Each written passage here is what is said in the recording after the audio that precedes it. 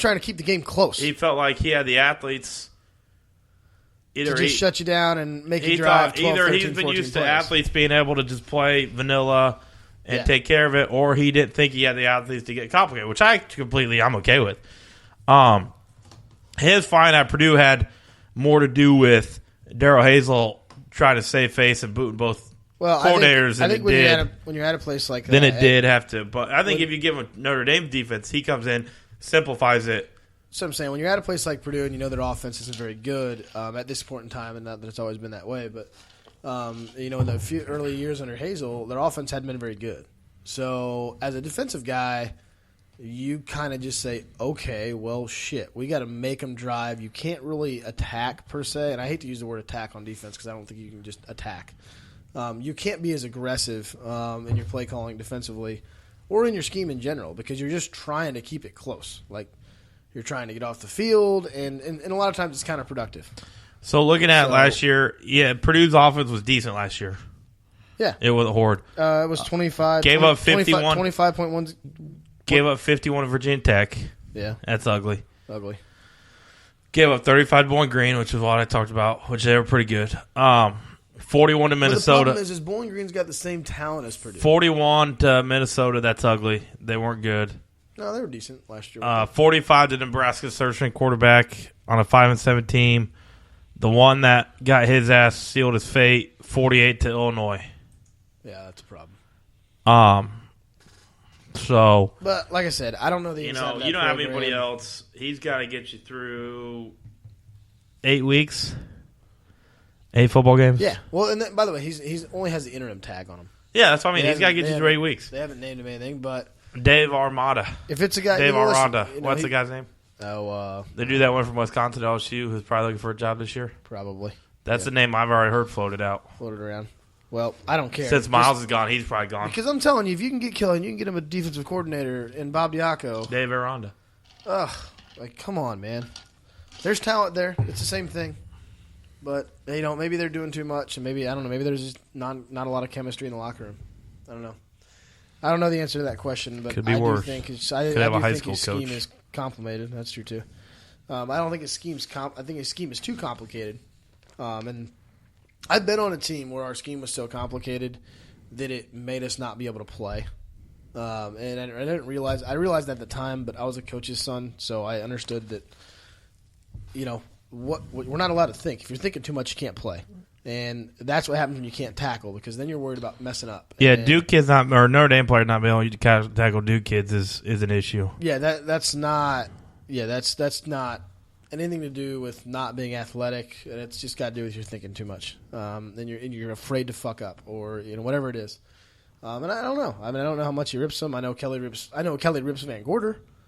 So I don't know. I wonder how much. I bet Brian Kelly gets pretty involved with the defense here in the next few weeks. So, he's got Sanford over there, man. He's got freaking Harry Heastan, who's one of the best offensive line coaches in the country.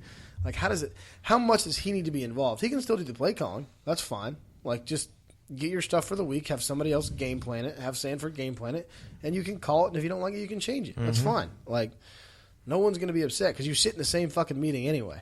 So, I don't know. But anyway, it's Drury times over here with the Notre Dame Fighting Irish and also the Jacksonville Jaguars. But, yeah, man, that was kind of a thing. So my last pick, by the way, is – and I don't know if you have one. I just kind of put it on there as what we talked about over the weekend. I said, I need to find a substitute for football because right now this is all bad for my health. Mm-hmm. So I've decided, per doctor's orders, i.e. Dr. Tori, she prescribed me 1 round of golf per week for personal health reasons. So I'm going to do that this Friday morning at St. John's Golf and Country Club with Matt Vesta 34. So, we got a guest caller. I thought we were going to get him on. Man, never mind. Fuck that guy. Maybe I'll be there. So maybe I'll take a personal day. Maybe I'll take a personal day. Yeah, I don't know. I did write that down there. It was kind of maybe you should. I don't know. Anyway, so just some notes, by the way, that I had. Just some things that I want to hit. Just some other news. We haven't been on in like forever. But Jose Fernandez, pitcher, Miami Marlins. Sad situation. 24 years old. Killed in a boating accident off the coast of Miami, running into the jetties on a 30-foot boat. I don't know. I haven't really seen any other details come out about it as far as like what happened, other than they hit the rocks and some guys were. So the amazing part around. is all the Marlins are wearing 16 tonight. Yep. D. Gordon took the first pitch of the bat right-handed because Jose was a righty. D. Gordon's one of his best friends. He took the first pitch of the game as He's already right-handed. a switch hitter, right? I think he's just a lefty. Really? I thought so. Oh, he just took the first He pitch. took the first pitch as right-handed to honor Jose Fernandez. And then switched over. And switched over left-handed, hit a home run. Okay. Which is even more crazy because he has hit a home run once every 269 at-bats. All the Marlins are wearing 16. Enough, Jose Fernandez died at 3:09 in the morning. Yeah. Also equaling 2 hours and 69 minutes. So 3:08, by the way, 3:09. The other thing is, like, if there's I a was trying to look at some conspiracy theory there. If you look at a picture, the picture that tore me up was two things tore me up about this. Outside of the average, the usual, he died as a young kid. Yeah. That's sad. Well, dude, he was going to sign like a $115 million contract. Gordon. He'd have been a triple-digit pitcher. Yeah, D. Gordon. He's been that good. All the players met at the stadium yesterday. D. Gordon crouched behind the mound. They painted 16 behind the mound yesterday morning. I think everybody had 16 on the back of their mound today in the entire major leagues. So yesterday when they came out, D. Gordon crouched behind the mound, bent over, just sobbing. Don Mattingly, who's known for just being a hard-ass motherfucker, couldn't make it through the press conference. He's balling. It sucks, man. And sucks. It's just a sad thing. So, On a lighter note, something I'm going to add to this. Hey, you know what I'm drinking right now? Arnold Palmer? I'm drinking iced tea and lemonade, motherfucker. Oh, boy. On a lighter note, something that was really cool. I'll show you the video when we get off the air. David Ross played his last home game in Chicago, not counting playoffs. David Ross is retiring, backup Cubs catcher. Catches John Lester every fifth day. Makes a couple starts here and there. He's a big, Cubs fans love him. The players love him. He's good old Wiley veteran. He's like a dad to the kids. Been around forever. What's his nickname in the club? Grandpa Rossi. Huh? Grandpa Rossi. Grandpa Rossi. He's like a dad to, Rizzo and Bryant wrote him Father's Day cards on Father's Day. That's awesome. So especially there's the video. Fact that he's cool with it. So it's a 7th inning, 2-0. By the way, they're up 2-0 because Rossi hit a bomb. Yeah. And 7th inning, bomb 7th, Lester's cruising. And Madden comes out and calls time. And this is Lester talking post-game interview. Lester was cruising, and David Ross walks out of the mound. It was like, man, this is bullshit. You're not coming out. And he was ready to fight Madden over taking Lester out. The thing that Ross didn't know is Madden came out to take Ross out and gave him a standing ovation as a catcher walking off the field, brought in Wilson Contreras. So, Ross had his mask off, and he was ready to get into it with Joe about, because he's like, Lester's fine, leave him in. He's not coming out. His stuff's great.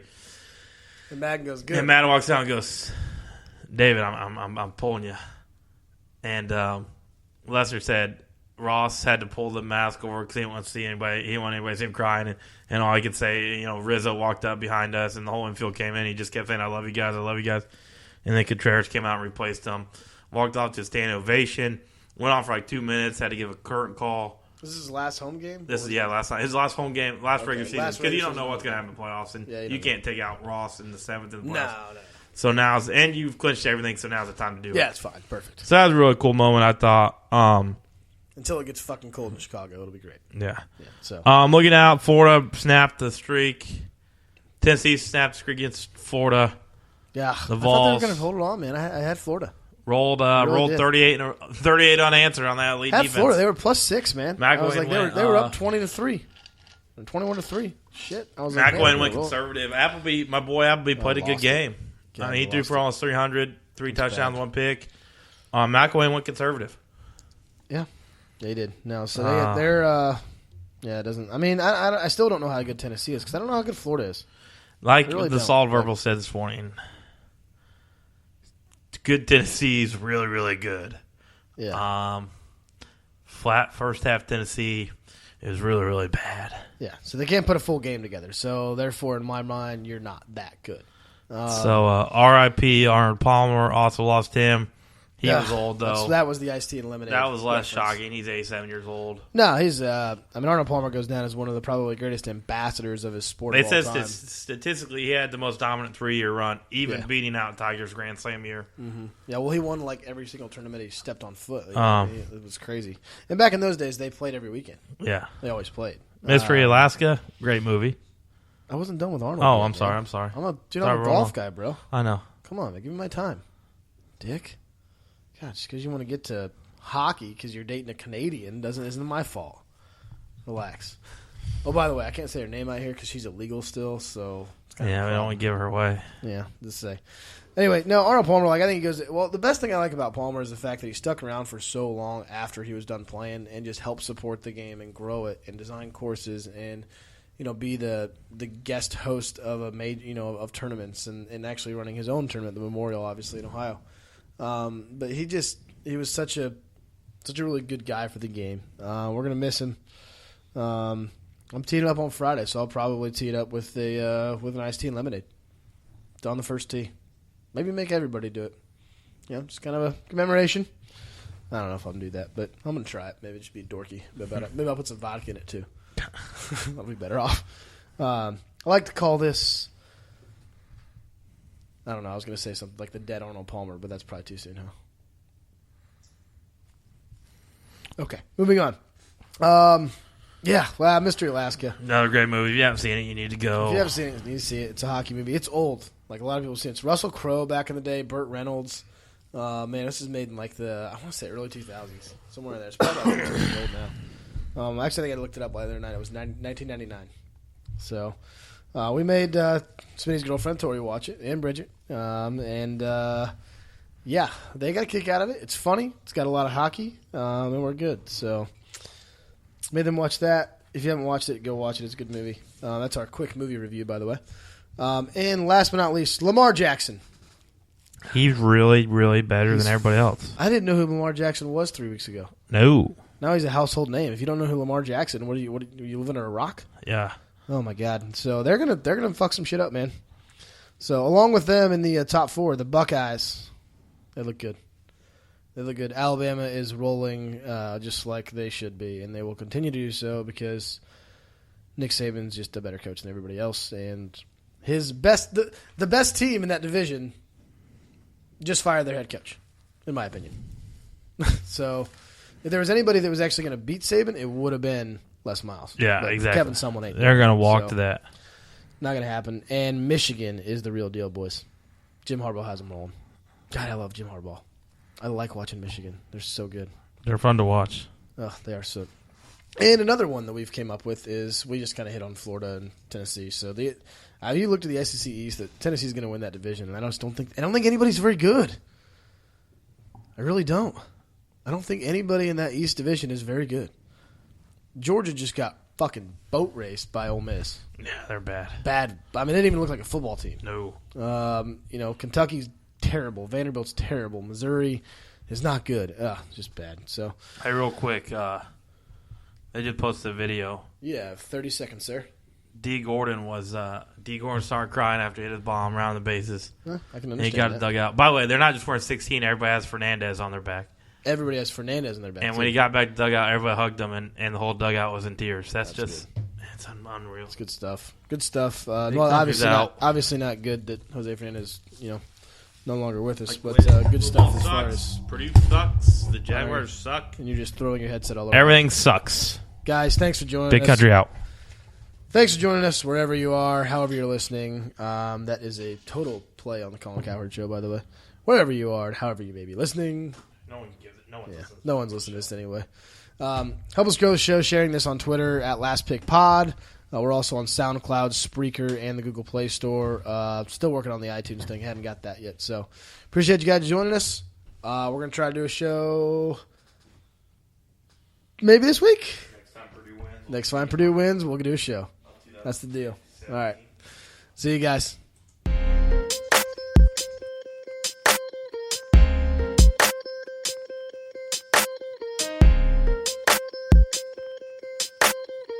Watch this. These are my confessions. Just when I thought I said all I